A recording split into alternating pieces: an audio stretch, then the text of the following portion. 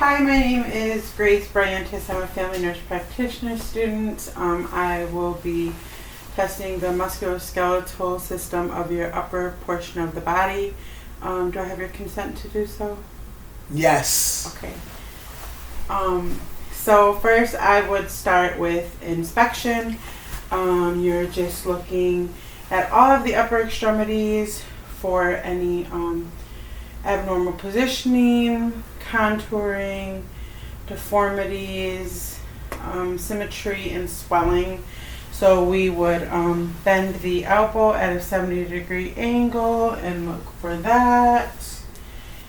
And we would check the wrists and the hands, and then the shoulders. And then we would also check the back of the, just make sure there isn't anything there. Then we would start with palpation of the bony landmarks, muscles, ligaments, and tendons. And we're looking for swelling, tenderness, any enlarged bones.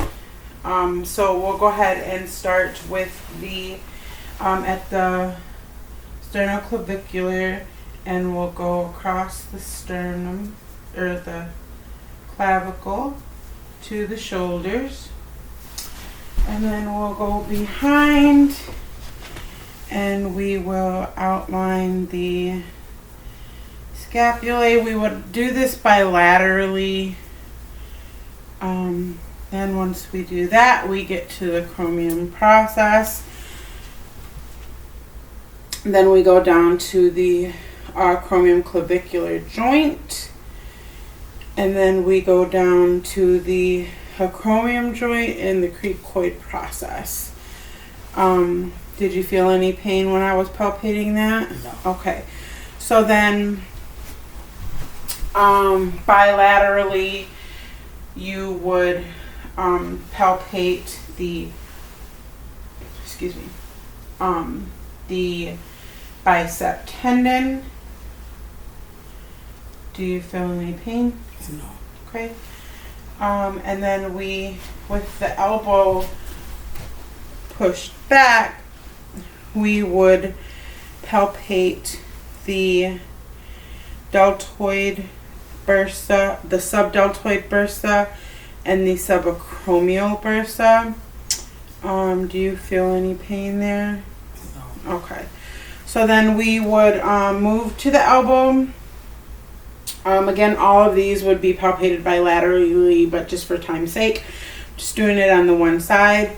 So with the elbow, you would palpate the medial and lateral epicondyle.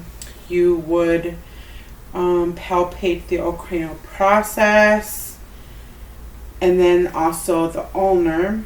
And then you would move down the arm and palpate the distal and the distal ulnar and radial bones, and then also the snuff box and the distal radial stylus process, or the stylus bone. Then you would continue palpating the wrist, and we would palpate the 8 carpal bones. I would do that on the other hand as well. And then we would move to the metacarpal and phalangeal joints. We would palpate those. And then we would also test the MCG joint by putting some pressure at the knuckle region, pressing there, and then also pressing at the tips of the fingers. Did you feel any discomfort while I was doing any of that? No. Okay. So now we would go to our range of motion. So with the range of motion, we're going to start with the shoulders. All range of motion, for the most part, we're testing flexion, extension, abduction, adduction, and then internal rotation and external rotation. So go ahead and just lift your arms above your head for me. Okay, you can bring them down, and then you would put them behind you. Okay, and then leave them to your side and lift your arms above your head from the side. Okay, and then do the crossover test. Okay, any pain or discomfort with that? No. Okay. So then we move to the elbows. So you're just gonna flex your elbows up and down, move your palms up and down. Any pain or discomfort there? No. Okay. Then we go down to the hands. And what we do there is you are going to, in front of you, point your fingers upward and then point them downward. Any pain? Okay. No. So then now we would go ahead and have you do at the fingers. We would have you use your thumb and touch your pinky. No, use your thumb and touch your pinky, let it go. Okay, and then use your thumb to touch the other fingers and let it go. Again, this would be done bilaterally, and then you go ahead and get your thumb and put it right to the center of the base of your, as low as to your wrist as you can get. Okay, any pain or discomfort? No. Okay, so then we would go ahead and test the fingers now. So go ahead and close your fist. Any pain or discomfort? No. Okay.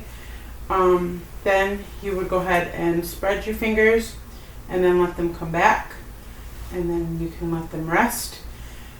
And then you're gonna get each one of your fingers and put them to the base of your hand.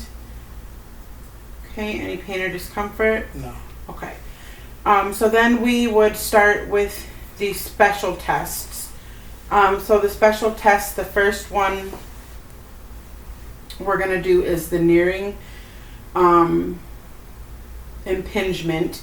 So what I'm gonna do is, again, these would be done bilaterally. I would put pressure, feel his scapula, and then lift his arm up and see if I feel any crepitus or hear any clicking or noises when I did that. Did you have any pain or discomfort with that? No. Okay. And then after nearings, we would do the Hawkins test. You're gonna just put your palms downward and then rotate your hands inward. Okay. Any pain or discomfort with that? Okay. Then we do the supraspinatus, which is also known as the empty can test. So with that, you're going to have your thumbs pointing downward, and then don't let me push down. Okay.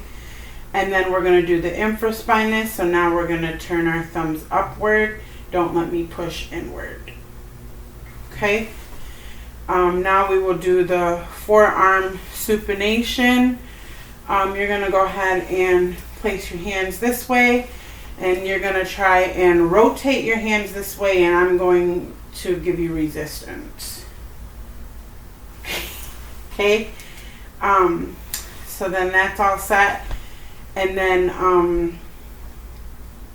forearm, and then we are going to do the Phelan test, no, the Tinel test. And with the Tinel test, I'm going to take your hand and just tap on your kind of your wrist area. Did you feel any numbness or pain in your second, third, or fourth fingers? No. Okay. Again, I would do that bilaterally, and then we would do the Phelan test, where you're going to get the backs of your hands and put them that way. Any pain or discomfort there? No. Okay, that is the end of our upper extremity assessment. Thank you very much.